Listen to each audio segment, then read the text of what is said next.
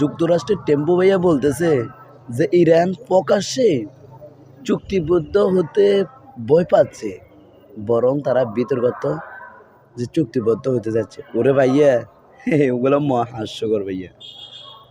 যে বেটারা দীর্ঘ 1 বছর কইছে না খাইয়ে এই পড়ে থাকলেও তাদের যে কিছু যায় আসে না, আমদানি রপ্তানি বন্ধ থাকলে, আর ওই বেটারা তোমাদের সাথে চুক্তি করবে কেন?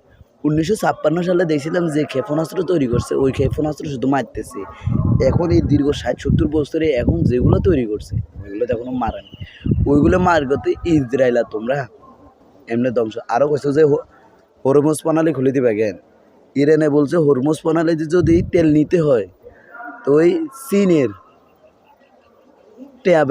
টিয়া ইয়ে করতো, চীনের টাকা দিয়ে তেল নিতে গেছে। ওই ডলার মলারের কোনো খানা নেই।